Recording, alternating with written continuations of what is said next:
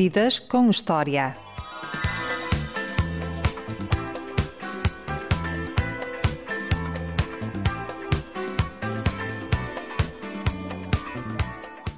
Sou um sortudo. Um dia tive o sonho de fazer entrevistas de vida que me permitem conhecer pessoas incríveis.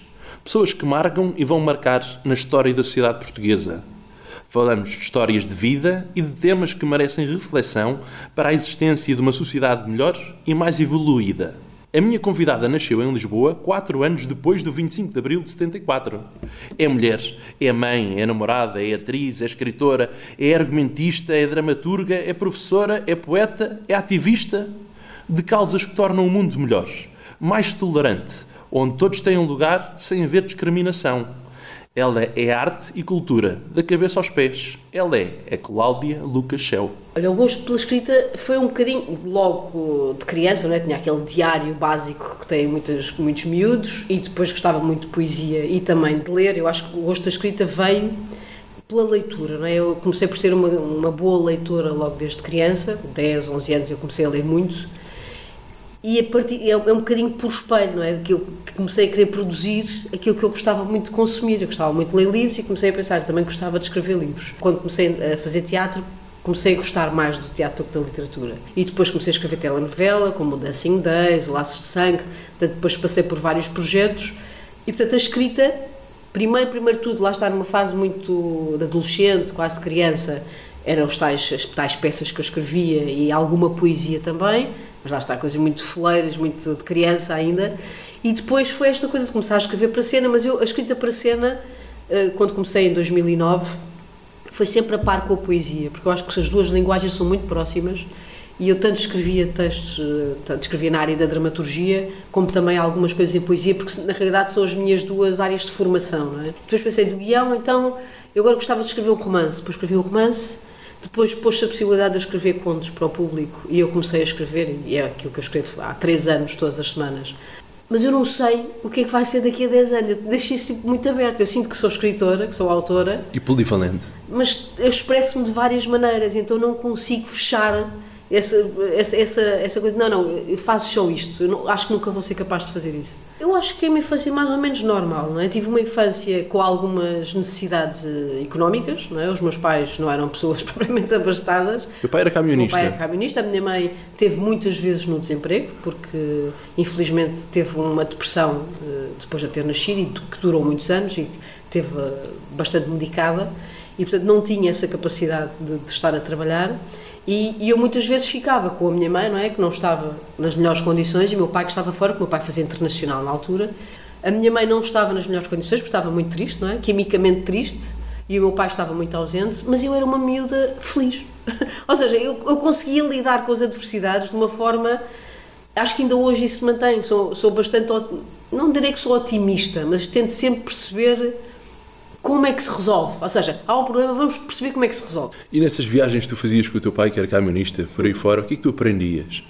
Olha, eu dormia muito, os meus pais contam muito isso, a minha mãe também, tínhamos as 3, e não sei se sabes, os caminhões têm uma cama. Sim, não é? Atrás, não é? E a cena do balé, por exemplo, essa viagem onde eu li o livro de Mark Twain, As Aventuras de Tom Sawyer, o que eu fiz nessa viagem foi ler, dormir, comer.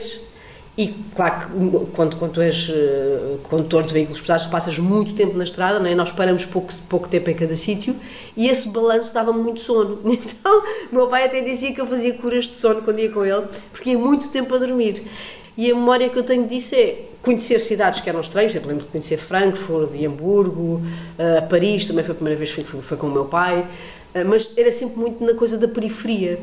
Portanto, eu quase raramente ia aos centros das cidades. Tenho uma memória de uma coisa muito específica, numa cidade, eu não me lembro o nome, muito próxima de Paris, de haver uma linha de comboio abandonada, em que eu e o meu pai e a minha mãe andámos por lá a caminhar, pela linha de comboio abandonada, completamente deserto. O que na realidade, para mim como artista, é muito mais interessante. Porque era mais a realidade, não é? Do que propriamente a Torre Eiffel ou Exato, isso. Não era turística, eu estava a ver realmente o que é que estava ali a acontecer naquelas cidades, não é? E depois, porque é isso que consegues perceber melhor a realidade. Por exemplo, o miúdo que fazia de meu namorado tinha 16 anos.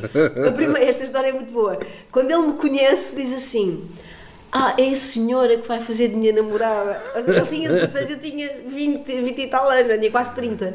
Foi muito divertida a experiência nos Morangos com Açúcar. Porque a Virginia Woolf era muito mais à frente do que eu, atenção, não é? A Virginia Woolf, quando escreve o Orlando e coloca, ainda sem haver nomes para isso, esta questão de identidade de género, não é? Ela é que foi muito à frente, é um século à frente do nosso tempo. Porque tu achas que Portugal já não é um país tão conservador? Ou ainda é bastante conservador? Eu acho que disfarça melhor, se calhar. Eu acho que ainda há muita homofobia, há muito racismo. Há muito machismo ainda. Sem dúvida, não tenho qualquer dúvida sobre isso.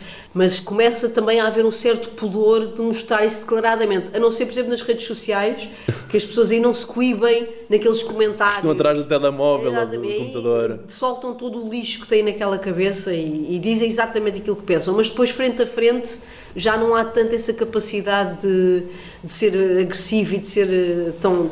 Às vezes, não é? Ainda há, mas já não é tão grave como era se calhar há 2 décadas. E quanto tempo é que achas que vai ser preciso para ter uma sociedade mais tolerante, menos homofóbica, menos machista, menos preconceituosa? Eu acho que ainda falta muito.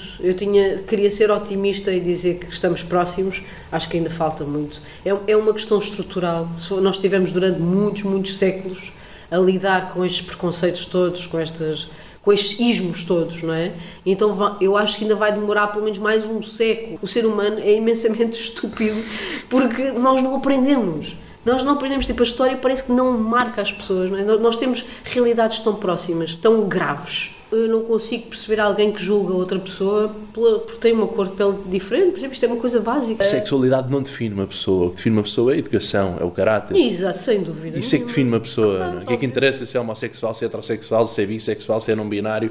Isso não interessa para nada. Cada um é aquilo que é na vida. Quando terminaste a relação com o Albano Jerónimo e começaste com a tua nova companheira, foste criticada dentro do teu meio ou não? Não, no meu meio não. Respeitaram sempre a decisão. Tive pessoas, nomeadamente a minha família, nunca houve qualquer espécie de... Aliás, o problema estava em mim. Eu é que achei que isso ia dar alguma crítica ou que as pessoas iam ficar tristes ou desiludidas ou o que for. Ninguém ficou triste nem desiludido. Ninguém, nas pessoas próximas, ninguém. Depois é claro, por exemplo, nas redes sociais, eu deixei de ler comentários, na altura que foi dada essa notícia, ainda comecei por ler alguns comentários e havia coisas bastante ofensivas, bastante agressivas. Mas essas pessoas a mim não me aquecem nem me arrefecem, ok? Aquilo que as pessoas pensam que eu não conheço lá. O prazer não tem sexo? Não, claro que não. E aliás, até é muito imprevisível, não é? É sempre desconfiado as pessoas não escolhem por quem é que vão sentir atração ou por quem é que se vão apaixonar. A sexualidade, para pessoas que são minimamente inteligentes, é fluida, as coisas podem circular de uma coisa para a outra, não é? Porque a nossa educação influencia-nos. Temos momentos na vida, não é, em que as coisas estão equilibradas. Se tu não estiveres bem, aquele bebê não vai estar bem. O que é que aprendeste com a tua filha? E aprendes? Olha, a ser mais humilde. Acho que aprendi a ser mais humilde porque ela automaticamente responde-me isto. A pessoa serve para cuidar do mundo. O difícil é ser simples? É muito difícil ser simples. Aliás, há vários artistas que falam sobre isso, não é? O Picasso, só no final da vida, é que disse: agora sim, agora já estou a pintar como se tivesse 6 anos. Não é? Portanto, o objetivo dele era voltar àquela capacidade de ser totalmente inocente com todo o conhecimento que nós já temos, não é? É muito difícil essa simplicidade com a inteligência. As pessoas têm tendência a achar que a inteligência é algo muito rebuscado, muito complexo. Quando às vezes é tão simples. Quando às vezes é muito simples, mas é difícil lá chegar. Eu acho que é difícil. A Natália Correia dizia que os seus heróis na vida real são os que desafiam a lei em nome de um ideal. Quem são os teus heróis, Cláudia Lucachel? Olha, o meu grande herói é o meu pai. Eu gostava de ser o Gonçalo M. Tavares. Não é estar a vida inteira a repetir o mesmo objeto, mas é difícil. Isso é difícil porque o artista tem que se desafiar a si próprio constantemente. Posso estar aqui a falar com uma futura Ministra da Cultura? Que grande pergunta é essa, eu nunca pensei sobre isso. Eu já pensei, eu acho que sim. Olha, nunca pensei sobre isso. Eu acho que fazia todo o sentido. Nunca estive ligada à política, não sei se algo disso se proporcionar seria possível ou não. Mas, não sei, olha, estás-me a colocar uma pergunta que nunca tal coisa me passou pela cabeça. Onde é que está o espaço de um livro e de um poema que tu escreveste, que eu acho uma maravilha, sim, chamado Ode Triunfal à Cona, Em que medida a Kona influencia a vida de homens e de mulheres? Olha, seria bom lerem o texto, porque eu explico no texto, no poema porquê, é o poema que depois dá título ao livro também. Influencia muito, aliás, o primeiro verso, a primeira estrofe do poema é não há maior poder que o da Kona. Tu gostas de contribuir com a arte para o equilíbrio da sociedade? É a única forma seja a representar, seja a encenar, sim, seja a escrever poesia ou prosa. É interessante essa pergunta, porque é de facto a única forma que eu sinto que tenho válida de contribuir é com o meu trabalho artístico. É expressar sentimentos, pensamentos e emoções. Exatamente. Para tornar o mundo melhor. A forma como eu vejo o mundo, Peço eu acho desculpa ao Dr. Balsemão, que olha agora o nome do podcast. Já roubaste o nome do podcast. Mas é isso, é contribuir com esse meu olhar, não é? Que eu acho que pode acrescentar alguma coisa. Digamos que a ambição que esse olhar acrescenta alguma coisa. O amor é fundamental, não é? O amor é uma força de criação.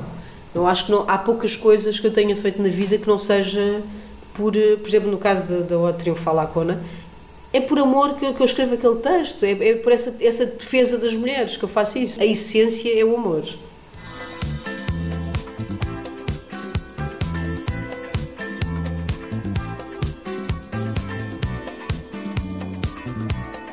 Eu sou o Diogo Marcelino e este foi o Vidas com História. Ouça todos os programas, sempre que quiseres, em vidascomhistoria.pt.